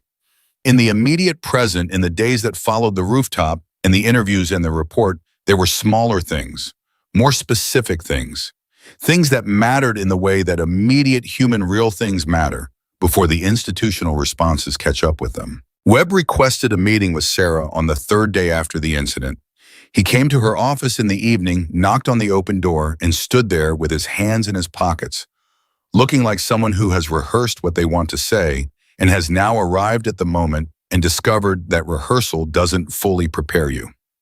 "Come in," she said. He sat down, looked at the desk between them, looked up. "I wasn't the one who pushed you," he said, "but I was the one who made it easier for him to believe it was okay. I did that for 4 weeks, and I don't have a framing for that makes it matter. I just wanted to say it directly." "Thank you," she said. "That's it," he said. "What did you expect?" she asked. He thought about it. "I don't know. Anger maybe, or I don't know, something." "Webb," she said, "the fact that you're sitting in this chair having this conversation is the thing. The fact that you recognize what you did and named it without anyone making you, that's the thing. I don't have anger for you. I have the next question." "What's the next question?" "What are you going to do with what you learned about yourself over the past 4 weeks?" she said. "Not in the formal process that handles itself, in your actual life, in the choices you make going forward when someone you respect is treating someone else badly and you have the option to laugh or to say something." He was quiet for a moment. "I'll say something," he said. "Good," she said, and meant it. He stood, stopped at the door. "The tattoo," he said. "I keep thinking about the tattoo. Not because of what it means, technically I know what it means, but because you wore long sleeves the entire time, 4 weeks, and you never," he stopped. "You never needed us to know." "No," she said. "Why?" She looked at him steadily. "Because who I am is not what's on my arm," she said. "Who I am is how I conduct myself when nobody knows what's on my arm. If I had shown you the trident on day 1, you would have respected a symbol. What happened over 4 weeks is that you learned expensively, and I'm sorry for the expense to respect a person. Those are different things. One of them actually matters." Webb left. Sarah sat alone in her office. She thought about Reyes, who had come forward on day 25 and had said, "I don't want to live with that," and had meant it. She made a note to ensure Reyes' account of her own role was included in the formal record, not because it would shield Reyes from anything the program required full accounting, but because courage deserved to be documented with the same accuracy as everything else. She thought about Daniel Cho, who had been the first, who had stood in a dark corridor on day 9 and made the hardest kind of decision, the kind made in private, without audience, without guarantee of any outcome, except the knowledge of having done it. She thought about Torres, who had made a phone call at 2:19 from a shaking hand with no way of knowing what it would cost him. She thought about the 31 cadets who had said nothing, not with contempt, with the specific kind of sadness that comes from understanding what silence costs, not the person it protects, but the person who chooses it. And she thought about Ethan. She thought about him most of all. 14 days after the incident, on a gray Wednesday morning, Ethan Carter stood in front of the remaining cadets of the Alpha Leadership Development Program, those whose status in the program had not been immediately affected by the investigation, and several whose formal disciplinary process was ongoing, but who had been permitted to attend, and he said something that nobody in the room had been told to expect. He had not been asked to speak. He had requested it. He had written a formal request through Holloway, and Holloway had approved it, and nobody had told him what to say. He stood at the front of the briefing room, the same room he had walked into on the first day, and inhabited like someone who had already decided it was his, and he looked at the faces of the people who had watched everything that had happened in the past 4 weeks, and he said in a voice that was quieter and more direct than any voice he had used in this building before, "I owe you the truth, not a statement, not image management, the truth." He told them what he had done, all of it, the planning, the campaign, the rooftop. He said Commander Walker's name with a respect in his voice that was audible and real. He said the word pushed without softening it into something more manageable. He said it clearly and completely and did not look at the floor while he said it. Then he said this: "My father was afraid. I found out recently from someone who heard him in the field that my father experienced fear the same way every human being experiences it. And he completed every mission anyway. And I had spent 8 years building myself into a version of what I thought he was, which was someone for whom fear did not exist. And I used that version to justify everything I did in this program. Because strength in the version I was living in meant never being questioned, never being threatened, never acknowledging that there was anything I couldn't dominate. He paused. That is not strength. That is the performance of strength by someone who is actually afraid and has chosen to hide it rather than face it. My father knew the difference. I didn't. I'm learning it now. The room was absolutely still. I can't undo what I did, he said. I can't make Commander Walker unhurt by what happened, even though she wasn't physically injured, because there's more than one way to hurt someone. And I did the other kinds for 4 weeks before the rooftop, and I knew I was doing them, and I did them anyway.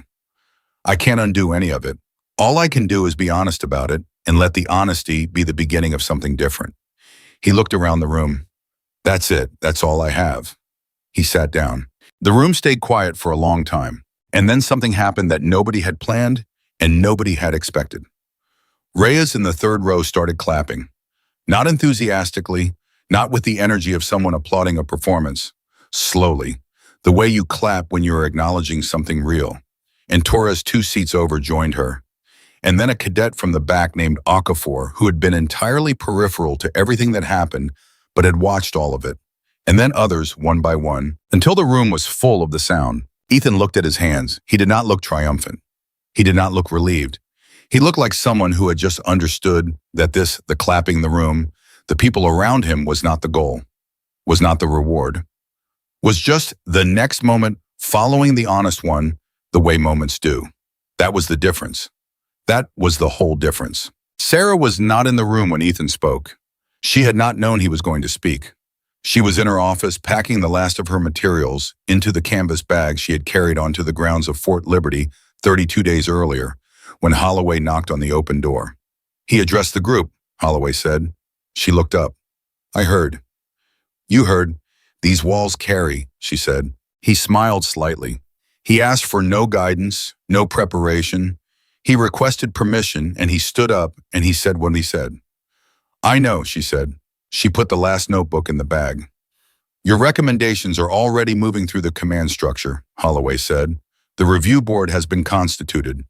The timeline is 8 months. I wanted you to know before you leave. Thank you, she said. Will you come back, he asked. When the review is complete, when the program has been restructured, will you come back and see what it becomes? She considered that, genuinely considered it. If I'm asked, she said, you will be my suayo, he said. She shouldered the bag, looked around the office, the desk, the chair, the window, the walls where she had spent 32 days building a picture of something that needed to be seen clearly. She looked at it all once, and then she was done looking at it. Commander Walker, Holloway said. She stopped. What you did here, he said, the way you did it. I've been in this institution for 30 years, and I've seen a lot of evaluations and a lot of evaluators. What you did here was, he stopped, started again. It was the right thing, the hardest version of the right thing, and I want to say that directly. She looked at him for a moment. The cadets who came forward, she said, Cho, Reyes, Torres, what they did was harder. They did it without knowing the outcome. They did it without knowing who I was. They did it because they understood without being told and without any guarantee of reward that silence in the presence of wrong is not neutral. That is the hardest thing. That is what this program should be producing. She paused. It will if the recommendations are implemented correctly. They will be, he said.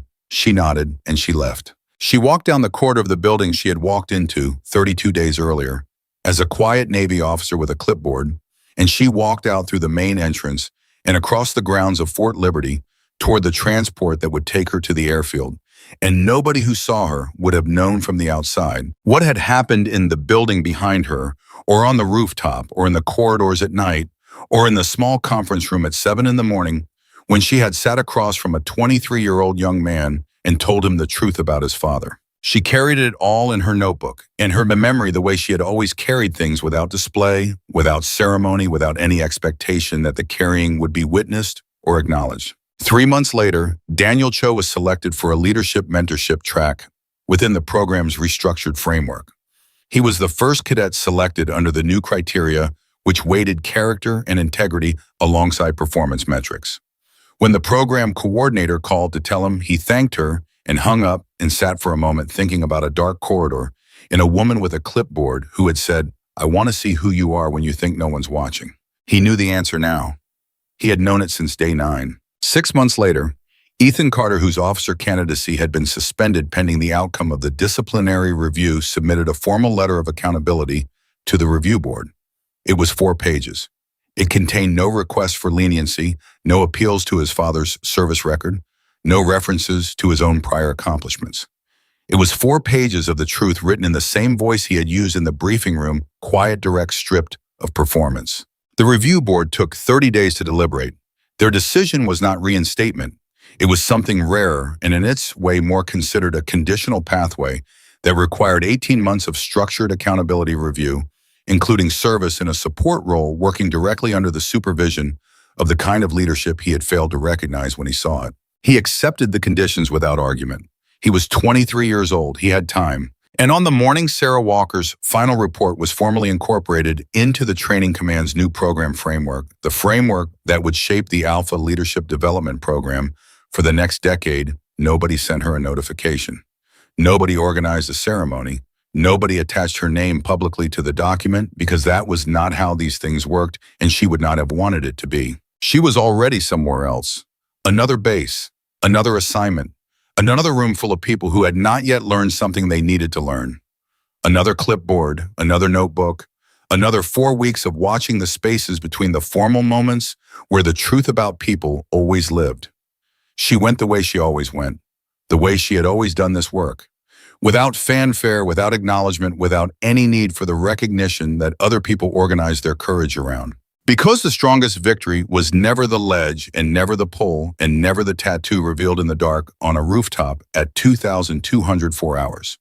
The strongest victory was the report on Holloway's desk, the new criteria in the restructured program, the cadet who learned to speak in a dark corridor, the cadet who made a phone call with shaking hands, the cadet who stood up in a briefing room and told the truth without being asked. The strongest victory was the culture that slowly and imperfectly, and with all the difficulty that real change always carries, began to become something different from what it had been. That was the mission. It was always the mission, and it was complete.